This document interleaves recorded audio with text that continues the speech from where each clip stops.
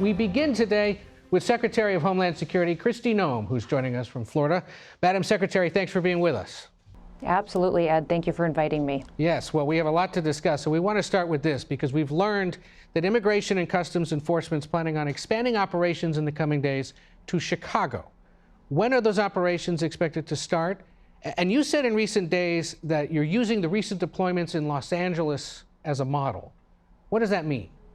Well, we've already had ongoing operations with ICE in Chicago and throughout Illinois and other states, making sure that we're upholding our laws. But we do intend to add more resources to those operations. I won't disclose the details because they are law enforcement and investigative folks that are on the ground there, and I want to make sure we keep their security our #1 priority. But we will continue to go after the worst of the worst across the country, like President Trump has told us to do, focusing on those that are perpetuating murder and rape and trafficking of drugs and humans across our country, knowing that every single citizen deserves to be safe.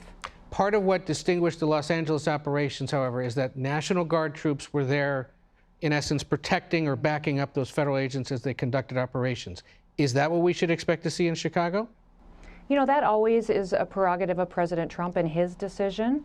I won't speak to the specifics of the operations that are planned in other cities, but I do know that LA wouldn't be standing today if President Trump hadn't taken action. Then that city would have burned down if left to the devices of the mayor and the governor of that state. And so the citizens who live there, the small business owners in downtown LA, they're thankful that President Trump came in with federal law enforcement officers and helped support keeping those streets open, keep their homes and businesses from burning down, and made sure the law and order was restored. I just want to clarify one thing you said there. You said LA wouldn't be standing if not for these federal deployments?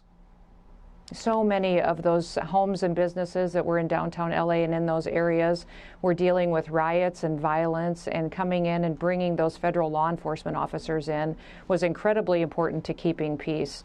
And so we are grateful that President Trump was willing to send resources and people in order to enforce the law. And Ed, since then, we have arrested 5,000 dangerous illegal criminals out of LA and removed them from our country and had them face justice for their crimes. So as you know, we spoke with Illinois Governor J.B. Pritzker about all this, and I asked him what he'd say to you about these forthcoming plans. Let's play that and let you respond after.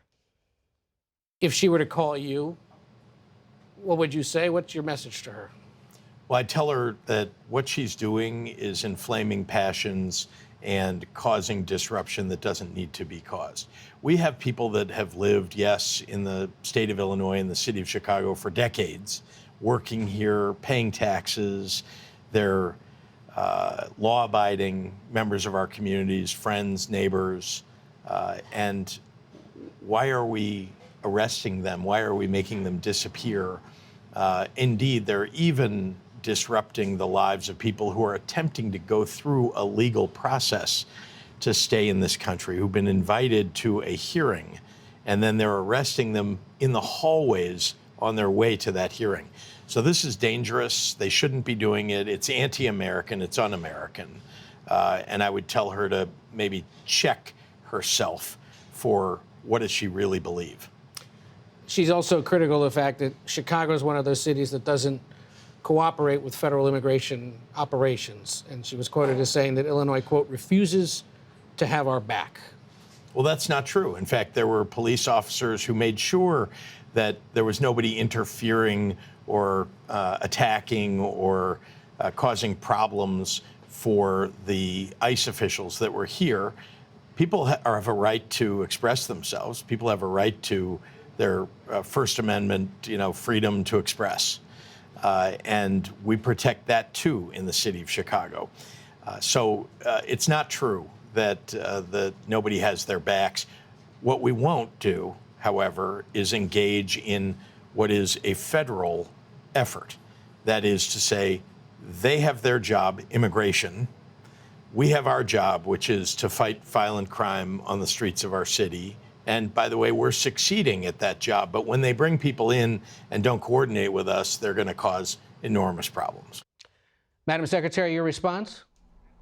Well, for 13 consecutive years, Chicago had more murders than any other American city. In fact, just last year in 2024, they had 3 times the amount of murders that LA did. 5 times more than New York City. So he can talk about what a great job he's doing as governor, but he's failing those families who will no longer have their child with them, their mother or their father or their cousin, aunt and uncle, that are gone forever because of the violence that's happening in Chicago. So I was a governor for many years. So I recognize the responsibilities that you have on your shoulder when you're a governor. And I'll tell you, as a governor, when I had to make tough decisions and when I had disagreements with the Biden administration or challenges my people were facing, I called up the Biden administration. I went and talked to them. I asked for meetings. I fought for my people. This seems like it's more about Governor Pritzker's ego now rather than actually protecting his people. If he has one murder in the city of Chicago, he should be calling President Trump and saying, what's your ideas? What can we do? They don't even honor our detainers in Chicago. They don't go out there and work with us to make sure we're bringing people to justice. And instead he goes on TV and he attacks me when we're doing exactly what those people need, is they need someone to help them get the dangerous criminals off their streets. And if he has 1, 2, 5, or 10, those victims and their families deserve to walk in freedom on those streets and not have to worry about what's going to happen to them on their way to their jobs. Are you planning beyond Chicago to expand these kinds of operations to other cities? There have been reports, for example, that Boston may very well soon be next. I think there's a lot of cities that are dealing with crime and violence right now, and so we haven't taken anything off the table. We've been making sure that we have the resources and the equipment to go in. We've been working to partner with every single agency that we can. We have hundreds and hundreds of agreements with local law enforcement, sheriffs, city administrators and mayors across the country that want to solve problems. I'd encourage every single big city, San Francisco, Boston, Chicago, whatever they are, if they want to help make their cities safer, more prosperous, allow people the opportunity to walk in freedom like the people of Washington, D.C. are now, and enjoying going out to eat at night and not having to worry if they're going to be a victim of a carjacking or a robbery, they should call us. You mentioned there are a bunch of cities in Democratic-controlled states with Democratic mayors, and there have been a lot of questions asked about that focus. There are Republican cities with major crime issues as well, and we haven't heard about plans to deploy, say, to Dallas or to Oklahoma City or to cities in Louisiana, Alabama, and Mississippi that have considerable crime rates, in some cases higher percentage-wise than those other cities you mentioned. Are there plans to go to red states and Republican-controlled cities in this kind of way? Absolutely. Every single city is evaluated for what we need to do there to make it safer. So we've got operations that, again, I won't talk about details on, but we absolutely are not looking through the viewpoint at anything we're doing with a political lens. One of the most high-profile examples of someone who's been rounded up by ICE in recent months is Margaret Garcia, and the fate of his situation is still up in the air. He's awaiting trial on human smuggling charges set for January in Tennessee. But your department's also working to get him deported to Uganda. If he broke the law in this country, as the administration alleges, shouldn't he be held here and face charges here instead of being deported? Well, prosecution decisions are always made by the Department of Justice and Pam Bondi's department, so we will let them do that. Although this individual does have criminal charges pending, he has charges pending against him civilly as well. And the one thing that we will continue to do is to make sure that he doesn't walk free in the United States of America. But I heard you say that we're going to let the Justice Department do that. Does that mean the push to deport him to Uganda is off? Oh, we will still continue to pursue all options. Okay. We will make sure that he's not released into this country. So regardless of that, yes, absolutely. He's not an American citizen and he shouldn't be here, and especially because of his dangerous criminal activities, we should ensure that we leave every avenue on the table. Got it. So among other things, you oversee FEMA, the Federal Emergency Management Agency, as we hit the peak of hurricane season, and we're marking the 20th anniversary of the landfall of Hurricane Katrina this weekend 20 years ago. Is the federal government prepared to respond to a major disaster at this moment?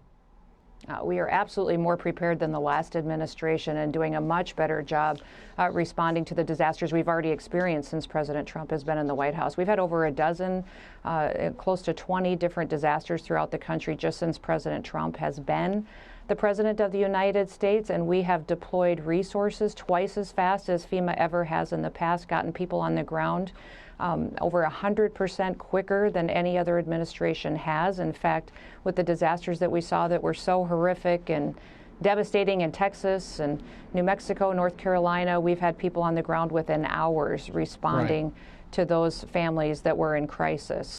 I bring this up because part of what you're suggesting there is in dispute from a handful of current and former FEMA employees who wrote to Congress this past week raising concerns about the agency's ability to respond to forthcoming natural disasters. One of the specific concerns they have is this decision that now has you reviewing any cost of $100,000 or more that FEMA plans to make. Can you give me an example of a charge of $100,000 or more that you've rejected?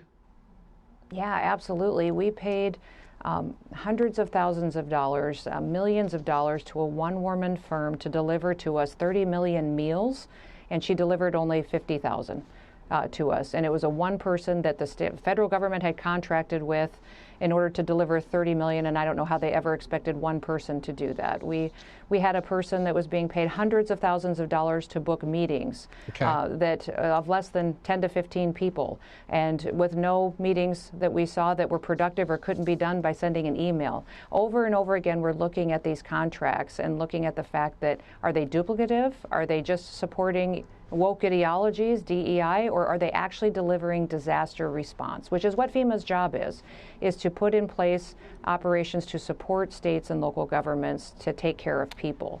And so that evaluation has saved us hundreds of millions of dollars within FEMA and within the Department of Homeland Security. It has saved us $13 billion already, and we're going to continue to make sure that we're accountable to taxpayers. At least 20 of the people who signed this letter were current FEMA employees, and they've been placed on administrative leave. And I'd heard you in previous interviews suggest that those that are making accusations against the agency should put their names on the criticisms or the allegations. So now they have, and they've been placed on administrative leave. And I'm curious if it's now the policy of DHS that any time an employee puts their name on something, publicly criticizes you or the president's leadership, that they should anticipate being put on leave or fired. This letter was signed by many people anonymously. There was some who had their names on there, and those who had their names on there were temporary contract employees who had worked for the Department of Homeland Security for less than a year. Individuals who are not long-term FEMA employees who grab a hold of the mission to be there to go and serve individuals and are deployed across the country and have for years to make sure they're responsive to families in their time of need. So absolutely, every employee will be evaluated as to if they're doing their job and if they're doing it appropriately. All right. Homeland Security Secretary Kristi Noem joining us this Sunday from Florida. Thank you so much. Lots to discuss. We appreciate it. Thank you, Ed. Appreciate it.